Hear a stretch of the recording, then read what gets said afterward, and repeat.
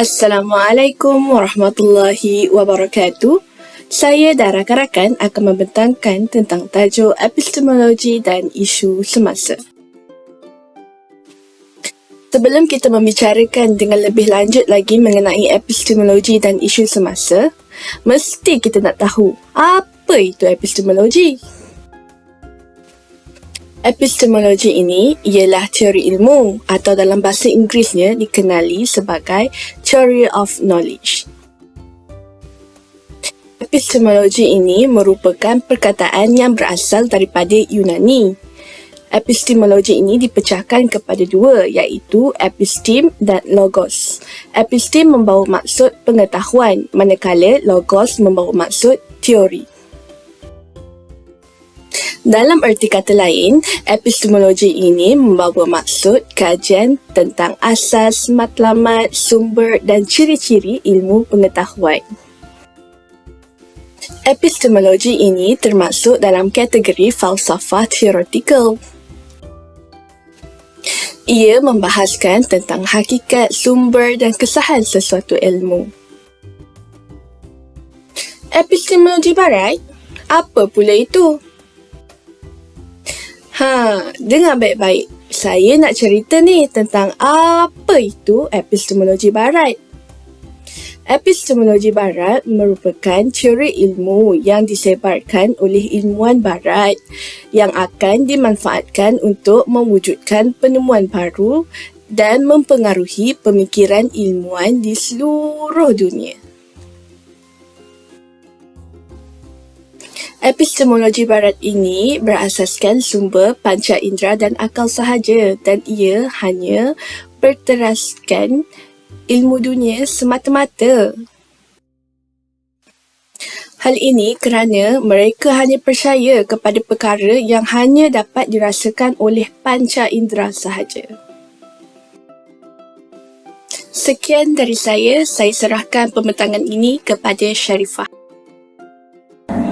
Assalamualaikum dan salam sejahtera. Saya Sharifah Nur Fadilah binti Said Musa. Hari ini saya akan membentangkan dan menceritakan sedikit tentang implikasi terhadap epistemologi. Saya akan kaitkan dengan isu semasa yang berlaku di Malaysia pada masa kini sekiranya kurangnya ilmu pengetahuan dalam diri kita. Implikasi terhadap epistemologi yang pertama ialah membimbing seseorang untuk meletakkan sesuatu perkara di tempat yang wajar. Sudah semestinya jika dalam diri seseorang itu mempunyai ilmu pengetahuan yang tinggi, dia tidak akan melakukan perkara terkutuk ataupun tidak wajar yang boleh memberikan kesan negatif dalam diri mereka. Sebagai contoh, kes pada tahun 2017 yang amat mendapat perhatian seluruh rakyat Malaysia di mana seorang penuntut Universiti Pertahanan Nasional Malaysia, Zulfahan Osman Zulkarnain, telah diseksa oleh rakan-rakannya apabila mereka menekap setrika kawat di seluruh badan Zulfarhan.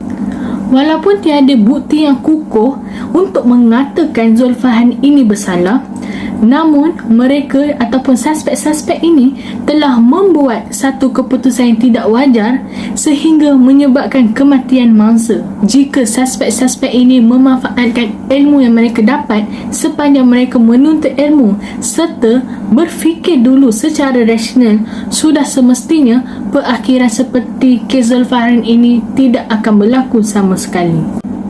Implikasi terhadap epistemologi yang kedua ialah membantu dan memahami cara manusia berfikir.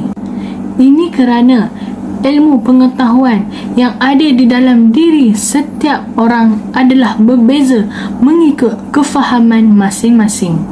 Isu semasa yang dapat saya kaitkan ialah kes pada Mei 2021 di mana seorang bapa dan 3 anak lelakinya dituduh meliwat dan merogol anak maupun adik perempuan mereka yang di bawah umur, namun mereka menafikannya.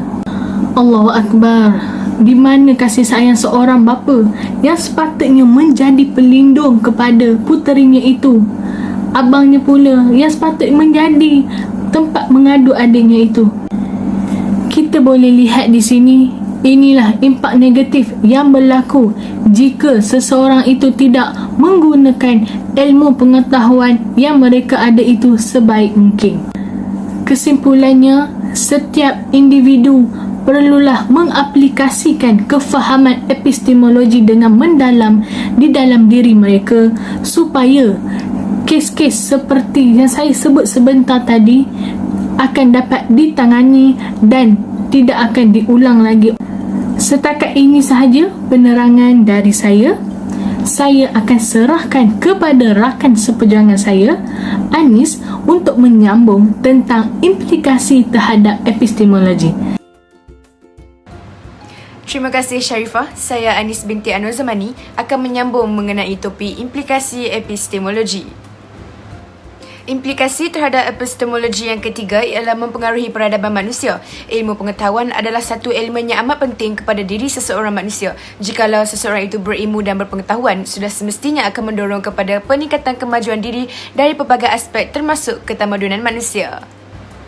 Tamadun atau peradaban bermaksud keadaan masyarakat yang dicirikan atau didasarkan kepada taraf kemajuan kebendaan serta perkembangan pemikiran.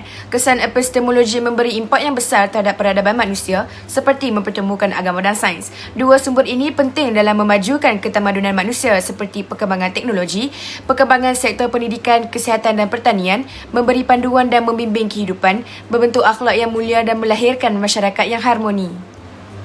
Hasil pertemuan agama dan sains memberi kesan yang positif terhadap kelangsungan hidup manusia. Sebagai contoh, baru-baru ini Malaysia dilanda banjir kilat yang besar dan turut menjejaskan beberapa buah negeri termasuk Kuala Lumpur, Pahang dan Johor.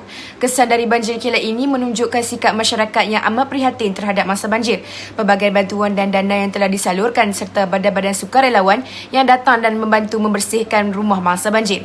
Ini telah terbukti peradaban dan ketamadunan manusia telah jauh berkembang seiring dengan pertambahan zaman dan telah merubah sikap dan cara hidup manusia. Implikasi terhadap epistemologi yang terakhir ialah mendorong manusia untuk sentiasa berfikir dan mencipta sesuatu yang baharu. Manusia dianugerahkan untuk berfikir menggunakan otak dan akal. Dalam konteks epistemologi, manusia bekerja dengan otak kiri yang berperanan untuk menerima data dan mentafsir kepada logik analitika, manakala otak kanan memahami informasi yang telah diterima di otak kiri dan mengembangkannya secara intuitif. Oleh itu, otak kiri lebih banyak berfikir secara konkret dan linear. Hasil gabungan fungsi otak kiri dan kanan membolehkan manusia berfikir secara menyeluruh dan bertindak dengan rasional. Ini dapat dikaitkan dengan teknologi baharu yang dibangunkan untuk mengesan virus COVID-19. Negara Malaysia dilanda hampir 3 tahun dengan wabak COVID-19 yang telah memudaratkan pelbagai pihak. Oleh hal yang demikian, masyarakat sering dinasihatkan untuk sentiasa mematuhi SOP yang telah ditetapkan. Hasil dari pemikiran manusia dan penerokaan teknologi, terdapat satu kaedah yang membolehkan pengesanan awal virus COVID-19 iaitu daripada sampel air liur. Penemuan kaedah baru ini telah meningkatkan kecekapan mengesan virus COVID-19 di negara ini. Ini jelas menunjukkan kesan epistemologi mendorong manusia berfikir dan mencipta sesuatu baharu untuk keluar dari kepompong masalah dan maju ke hadapan. Sekian sahaja implikasi epistemologi. Untuk meneruskan perbincangan ini, saya menjemput pembentang seterusnya, Muhammad Yaakob. Assalamualaikum warahmatullahi wabarakatuh. Nama saya Muhammad Yaakob bin Muhammad Kewaitiang dan saya akan membentangkan tentang implikasi epistemologi barat di Malaysia. Terdapat banyak implikasi yang diperoleh daripada penerimaan epistemologi barat terhadap masyarakat di Malaysia. Antaranya, epistemologi barat menggalakkan masyarakat di Malaysia untuk melakukan kajian terhadap sesuatu ilmu. Ini kerana, mengikut epistemologi barat, sesuatu ilmu itu perlulah dibuktikan kesahihannya untuk mengenal pasti ia merupakan suatu ilmu.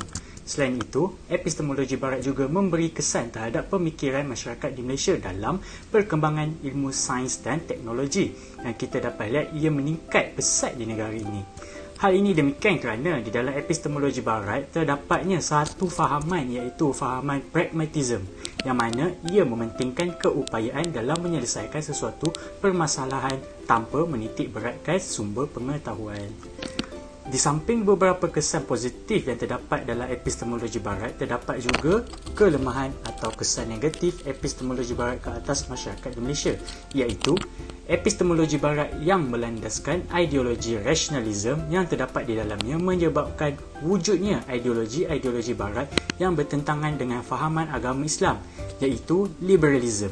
di mana liberalism ini mementingkan kebebasan dan keterbukaan terhadap pemikiran maupun perbuatan. Ini jelas membuktikan fahaman ini salah sama sekali, sebab dalam Islam, umat Islam bebas melakukan sesuatu perkara selagi perkara-perkara terbabit tidak melanggar hukum syarak dan tidak salah di sisi agama Islam. Kesan daripada epistemologi barat yang macam ni perlu diteliti oleh masyarakat di Malaysia kerana dia memang tak membawa kepada kesalahan jenayah, tapi di sisi agama ia merosakkan akidah seseorang individu tertentu terhadap agama itu sendiri. Hai, nama saya Nur Rashikin. Ini saya akan membentangkan tentang aliran epistemologi barat, iaitu aliran empiricisme dan aliran rasionalisme. Aliran ini dipelopori oleh 3 orang tokoh, iaitu Roger Bacon, T. Hobbes dan John Locke. Mereka ini berpendapat bahawa panca indera adalah satu asas bagi segala pengetahuan dan segala perkara yang wujud bersifat material, iaitu berjisim dan mempunyai panjang, lebar dan tinggi. Aliran ini berkembang di England apabila para saintis berusaha untuk mengkaji fenomena alam tabi'i menggunakan peralatan tertentu untuk mengukur perkara yang ingin dikaji dengan menggunakan kaedah pencerapan. Jadi, mereka juga menggunakan eksperimen dan sains untuk mendapatkan kebenaran. Bagi mereka, sains merupakan satu sumber dan kaedah yang utama untuk mendapatkan jawapan pada setiap persoalan manusia. Begitu, apabila manusia semakin membesar, pengalamannya sedikit demi sedikit mencatat pengetahuan atas kertas putih tersebut. Kemudian, secara tidak langsung ianya beransur-ansur menyusun pemikiran dan menyimpan pengetahuan dalam ingatan sebagai memori. Seterusnya, idea dan bahasa mula bercambah dalam rajah pengetahuan manusia. Oleh itu, John Locke merumuskan bahawa asas segala pengetahuan manusia adalah pengalaman. David Hume pula mengukuhkan lagi aliran ini dengan menyatakan bahawa sesuatu idea di fikiran manusia muncul apabila berlaku cerapan idea, perasaan dan emosi. Pendek kata, tokoh-tokoh ini berkeyakinan bahawa manusia lahir tanpa sebarang ilmu pengetahuan. Setelah mengalami pendedahan kepada alam luaran yang digerak oleh panca indera, barulah manusia dapat membina ilmu pengetahuan terhadap keadaan di sekelilingnya. Pergantungan kuat terhadap fungsi panca indera sebagai kaedah dan sumber mendapatkan ilmu menyebabkan aliran ini menolak pengetahuan berdasarkan agama. Contohnya, perkara yang berkaitan keagamaan seperti Tuhan, malaikat, alam selepas kematian dan sebagainya dianggap tidak benar serta tidak bermakna kerana tidak dapat dikesan oleh panca indera. Kesimpulannya, hanya perkara yang boleh dilihat oleh panca indera dianggap benar, wujud dan penting. Aliran barat yang kedua pula ialah aliran rasionalisme, yang meyakini bahawa akal adalah sumber utama ilmu pengetahuan. Hal ini kerana akal manusia mempunyai potensi untuk mengetahui kebenaran atau hakikat sesuatu perkara secara tepat dan rasional. Golongan ini menerima kebenaran dan pengetahuan yang berasaskan fakta, bersifat saintifik, logik dan tidak berasaskan kepada emosi atau pengalaman panca indera semata-mata. Hanya dengan menggunakan akal yang rasional sahaja, manusia dapat memperoleh ilmu yang sebenar. Hal ini demikian kerana sesuatu yang dilihat oleh mata mungkin berbeza dengan realiti yang sebenarnya.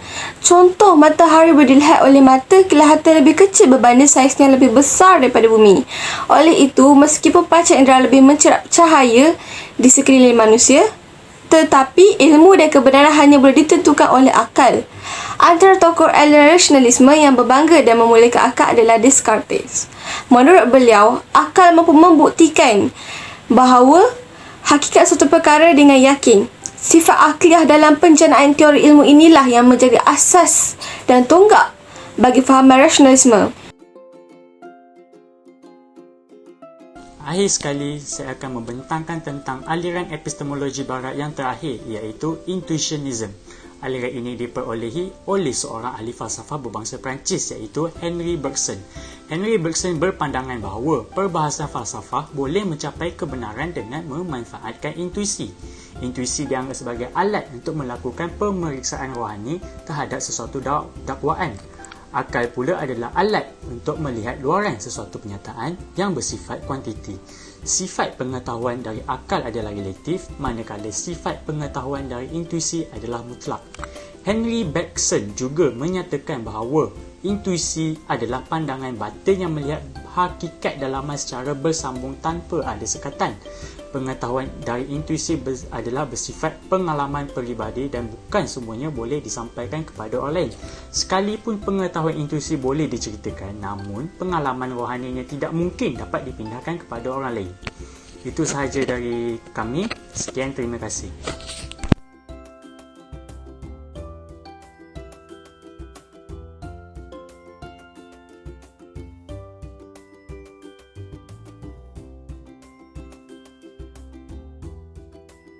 Ini ialah di sebalik takbir proses penghasilan video kami, bermula perbincangan di Google Meet, pembahagian tugas di WhatsApp, membuat slide di Canva dan juga mengedit video di aplikasi CapCut.